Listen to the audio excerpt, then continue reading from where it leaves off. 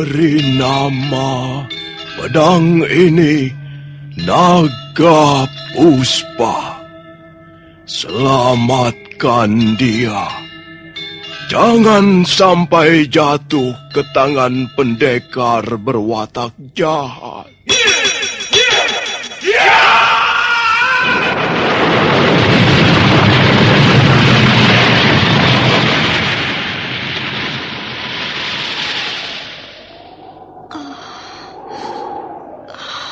Kakang Kamandanu, kau masih juga tidak percaya bahwa aku mencintaimu. Meisin, maafkan aku, Meisin. Meisin. Meisin!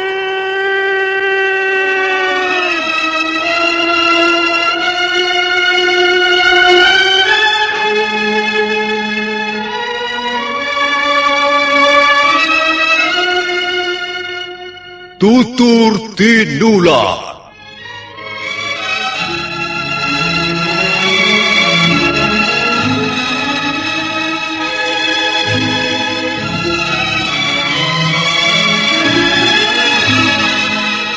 Sebuah sandiwara radio serial, produksi Sanggar Cerita dan teater Sanggar Prativi. Sebuah kisah dengan latar belakang sejarah runtuhnya Singasari dan berdirinya Kerajaan Majapahit.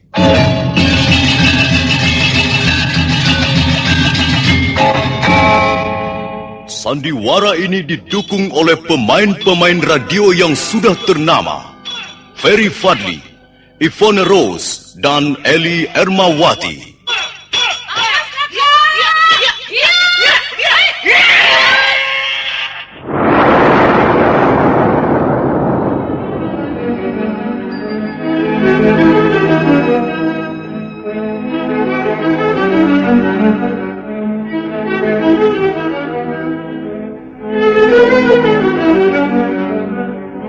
Cerita ini ditulis dan disusun oleh S. Tijab. Teknik dan montase dikerjakan oleh M. Pranoto dan Edwin Sutandi. Sutradara Bambang S. Kali ini mengetengahkan episode kedua dengan judul Kisah dari Seberang Lautan.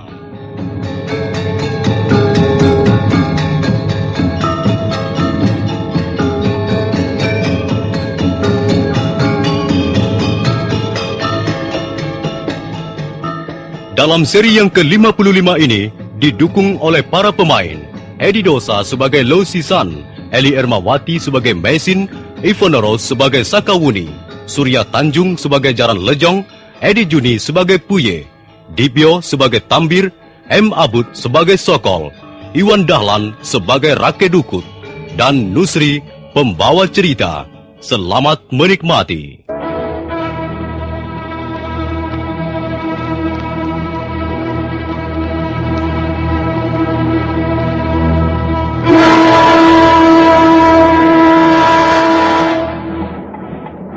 Tambir dan Puye yang pada dasarnya masih sakit hati dan dongkol segera menyerang pendekar Lo dan istrinya.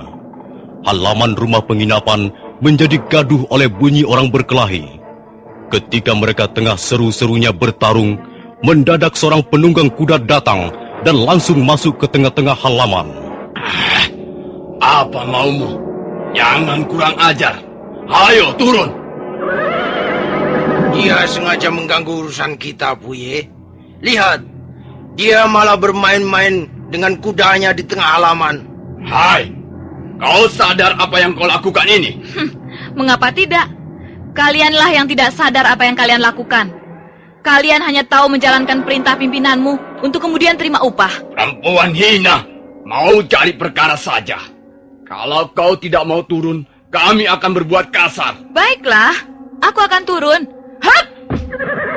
Nah, aku sudah turun. Kalian tentu akan berbuat sopan padaku sekarang? Iya. Asal kau segera minggir dan jangan turut campur urusan kami. Aku sungguh tidak senang pada orang yang suka membuat keonaran. Tak ada yang membuat onar. Kami akan menangkap 2 orang asing itu karena memang mereka mempunyai kesalahan. Apa kesalahan mereka? Kau bukan petugas. Bahkan kami belum mengenalmu. Tak ada hakmu untuk mengusut perkara ini. Cepat minggir. Kalau begitu aku terpaksa tidak mau minggir. Mereka adalah teman-teman baikku. Aku harus tahu apa kesalahan mereka. Kalau memang mereka akan ditangkap. Di desa ini bukankah ada undang-undangnya? Ada peraturannya? Jangan banyak mulut. Kau tidak berhak mengatur kami. Kami bebas melakukan apa saja di daerah kami. Oh, kalau begitu kami pun bebas melakukan apa yang kami sukai. Kalian juga tidak berhak mengatur kami. Kurang ajar. Ayo Tambir. Sasaran kita bertambah 1 orang lagi. Iya, ayo. Iya.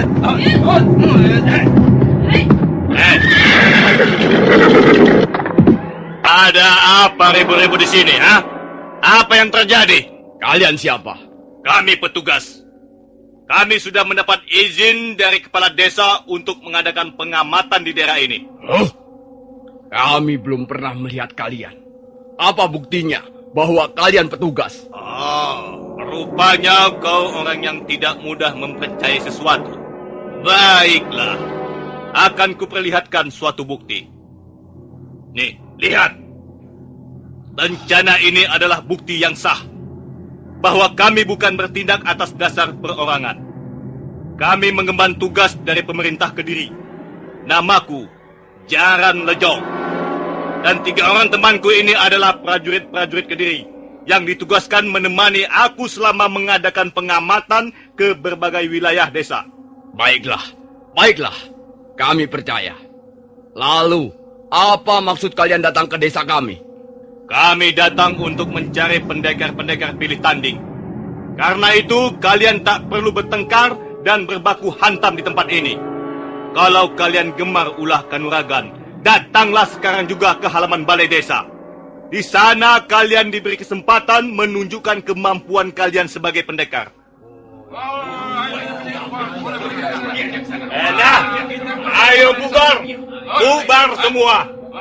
Jangan berkelahi hanya karena perkara kecil. Ayo bubar. Awas. Kalau masih ada yang berkelahi seperti orang-orang liar, kami akan bertindak atas nama pemerintah Kediri.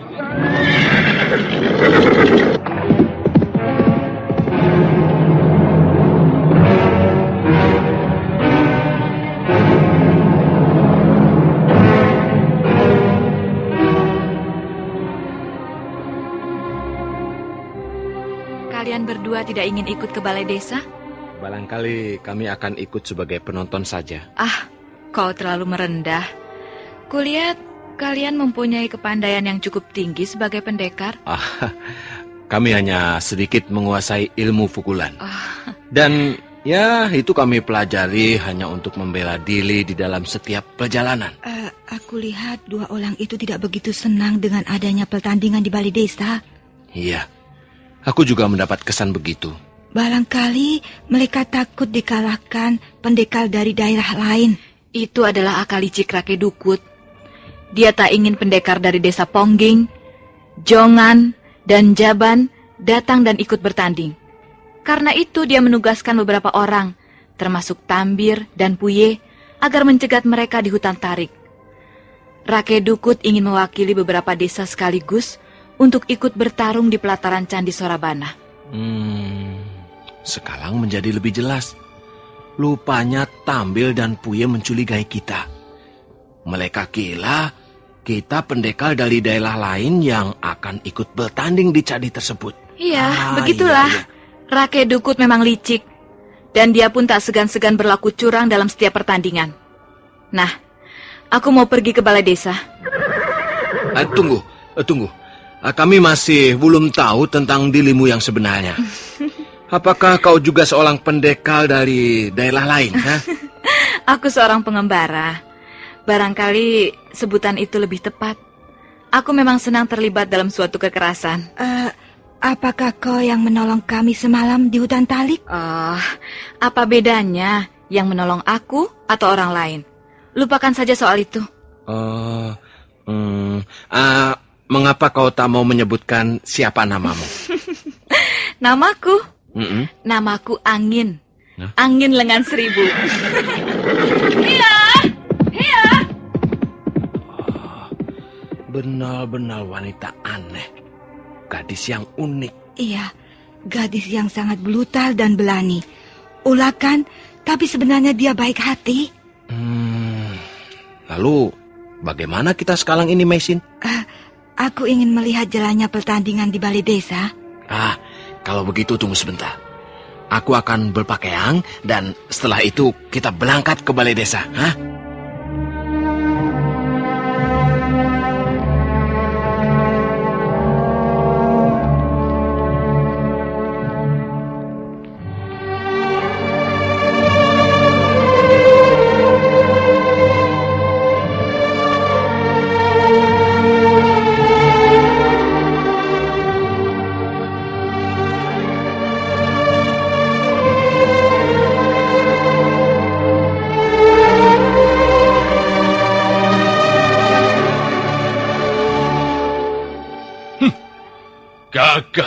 Gagal lagi. Apa yang bisa kalian laporkan padaku selain kegagalan? Dasar goblok. Maaf Kakang. Kami tak bisa melawan petugas yang terbukti diberi wewenang oleh pemerintah Kediri. Alasan saja. Memang benar, Kakang. Petugas itu menunjukkan rencana pemerintah Kediri. Kami tak bisa berbuat apa-apa. Kami bisa saja melawan. Tapi kami khawatir hal itu justru akan menyulitkan kedudukanmu di desa ini. Siapa nama petugas itu? Kalian tahu? Namanya Jaran Lejong, Kakang. Dia datang bersama 3 orang prajurit Kediri. Sekarang mereka telah berada di balai desa bersama kepala desa. Apakah sudah kelihatan banyak pendekar yang hadir? Saya hitung tidak lebih dari 10 pendekar yang patut diperhitungkan, Kakang. Apakah Madangkungan dari Njaban dan Pakeling dari Pongging sudah kelihatan hadir? Kakang Dukut tidak perlu khawatir. Madangkungan tidak mungkin hadir karena kabarnya dia terluka dalam. Iya. Berita itu sudah sampai juga ke telingaku. Bagus. Dan Pakeling? Pakeling, konon kabarnya tidak lagi mau berkecimpung dalam dunia kependekaran. Aku tahu hal ini dari Kurantil adiknya. Bagus. Ini baru berita gembira. Berarti saingan beratku berkurang 2 orang. Tapi ada 1 orang pendekar yang patut diperhitungkan, Kakang. Orang itu mungkin sudah kau kenal baik. Pendekar dari desa Congan itu maksudmu? Benar, Kakang. Sokol, pendekar dari desa Jongan itu sudah hadir sejak pagi tadi. Itu soal mudah. Aku tahu bagaimana caranya mengalahkan Sokol dari Jongan. Nah, sekarang begini saja. Kau Tambir? Ya. Kau berangkat dulu ke balai desa. Aku dan Puye akan menyusul kemudian. Baik. Sekarang, Kakang? Iya, sekarang. Tambir melangkah keluar menuju ke arah kuda yang ditambatkan di bawah pohon. Dan sebentar kemudian anak buah Rake Dukut itu sudah melarikan kudanya ke balai desa.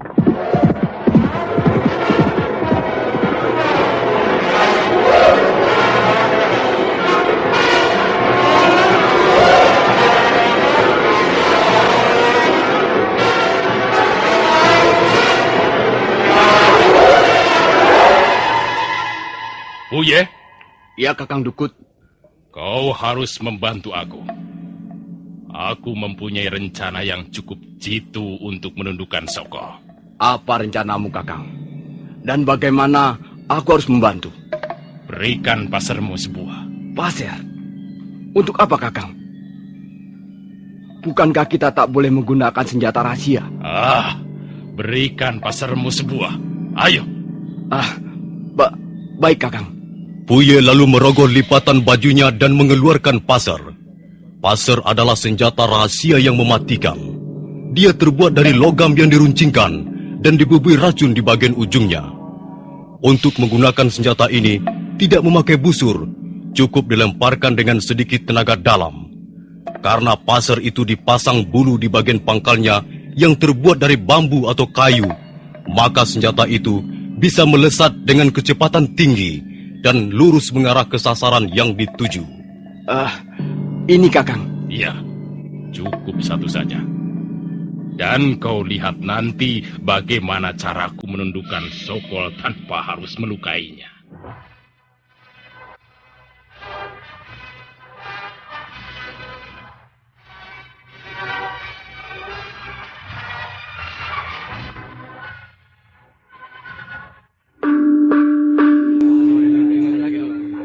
Nah, dengarkan. Pertandingan ini akan segera dimulai. Siapapun boleh masuk ke gelanggang untuk memperlihatkan kemahirannya. Tapi ingat, pertandingan ini hanyalah untuk menyaring siapa pendekar yang pantas mewakili 4 desa. Desa Tebu, Jongan, Pongging, dan Jaban. Pertarungan tidak boleh sampai melukai lawan, membuat cedera yang berat, apalagi membunuh. Dan barang siapa keluar sebagai pemenang, maka dia berhak mewakili 4 desa sekaligus untuk ikut bertanding di Candi Sorabana besok, tepat pada bulan purnama. Nah, silahkan mulai.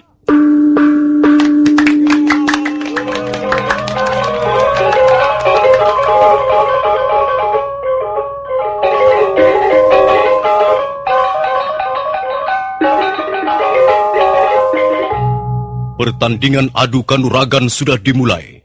Yang pertama kali turun adalah 2 pendekar dari desa Tebu sendiri. Pertandingan hanya berlangsung 10 jurus, disusul pertandingan berikutnya yang berlangsung lebih singkat, 8 jurus. Pada saat itulah, sebuah bayangan berkelebat ringan muncul dari tengah-tengah penonton. Bayangan yang ternyata adalah seorang laki-laki berpakaian serba hitam.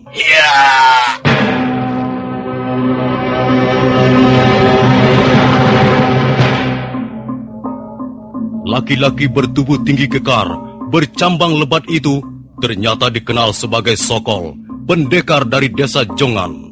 Sokol segera melepaskan baju hitamnya dan membuang ke tepi gelanggang, diterima oleh anak buahnya.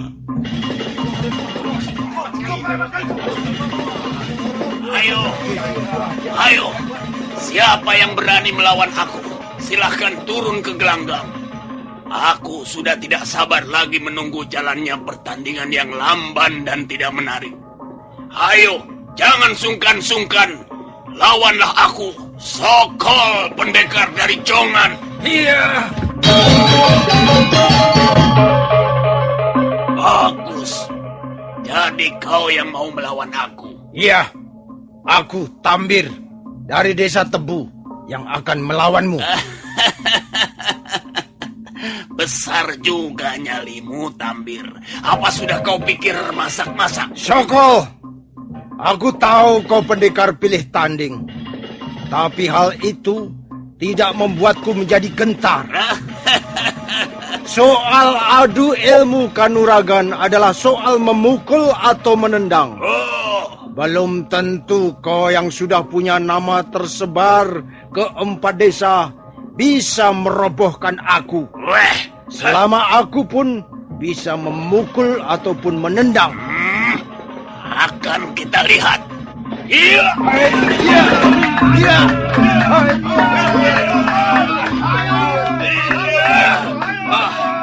Bagus. Kau bisa meloloskan diri dari gebrakanku yang pertama.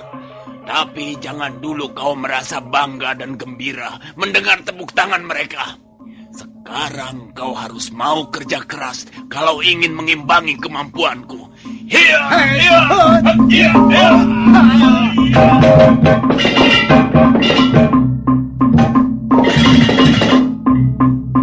Sokol terus memburu Tambir dengan serangan-serangan beruntun yang cukup terarah. Tambir berusaha membendung serangan lawannya dengan seluruh kemampuan yang dimilikinya. 15 jurus segera berlalu, dan Sokol semakin gencar melancarkan serangan. Untuk sesaat, Tambir menjadi gelagapan. Beberapa kali dia terpaksa melompat kalau tidak ingin terkena sodokan atau tendangan kaki Sokol. Karena terus saja diburu lawannya, Tambir akhirnya melompat mundur sambil mencabut pedangnya.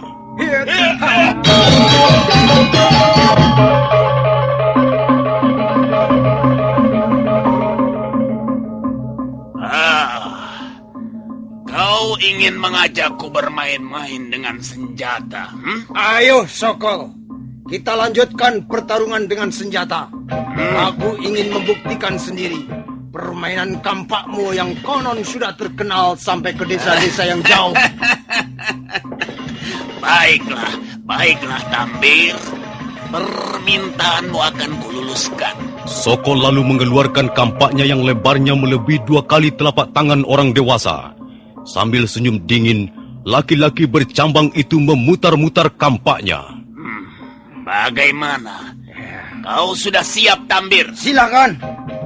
Silakan mulai dengan jurus kampakmu yang pertama. Aku akan berusaha menangkisnya. Bagus.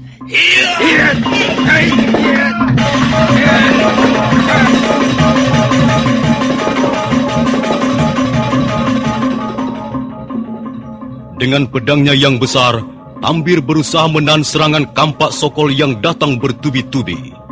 Penonton yang berkerumun di sekitar gelanggang menahan napas setiap senjata Sokol berkelebat di udara dan membentur pedang Tambir. Sokol memang ahli memainkan jenis senjata seperti itu. Gerakannya nampak ringan, diimbangi langkah dan lompatannya yang lincah. Tambir memang sebenarnya berada di bawah Sokol tingkat kemampuannya. Tapi dia bukanlah orang yang mudah menyerah. Melihat lawannya yang ulet bertahan, Sokol kelihatan kesal dan gusar. Karena itu, dia semakin menekan Tambir, tanpa memberi ruangan kebebasan lagi untuk berkelit dan menghindar. Pada saat pertarungan menjadi semakin seru dan berbahaya, mendadak Tambir menjerit sambil meraba dadanya.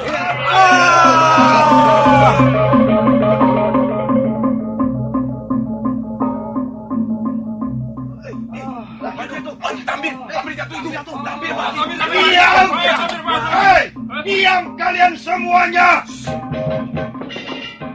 Sokol, apa kau tidak mendengar apa yang kuumumkan tadi di depan orang-orang? Apa kau merasa paling jago lalu berani melanggar peraturan seenakmu sendiri? Tapi apa yang telah saya lakukan, Tuan? Kau lihat sendiri, Tambir. Lawanmu itu. Ayo lihat. Kau nanti akan tahu bahwa kau telah melanggar peraturan. Dan kalau sampai betul-betul terbukti, kau bukan saja tidak bisa mewakili pertandingan di pelataran Candi Sorabana, tapi kau harus mendapat hukuman yang setimpal. Hayo, jangan melongo saja di situ. Lihat lawanmu itu. Lihat apa yang dialaminya. Sokol pelan-pelan mendekati tubuh Tambir yang menggeletak di tengah gelanggang. Tiba-tiba wajah Sokol menjadi pucat, putih seperti kapas. Tidak. Aku tidak membunuhnya. Aku tidak membunuhnya.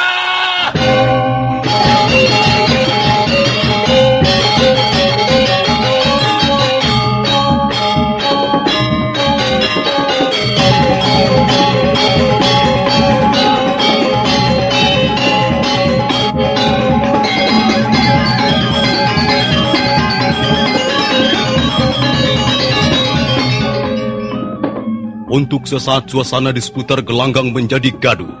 Kepala desa Tebu sampai maju ke tengah gelanggang untuk melihat mayat Tambir. Nah, para pendengar sekalian, bagaimana kisah selanjutnya? Apa sebenarnya yang telah terjadi? Silakan menunggu kelanjutan kisah ini dalam seri berikut. Sampai jumpa.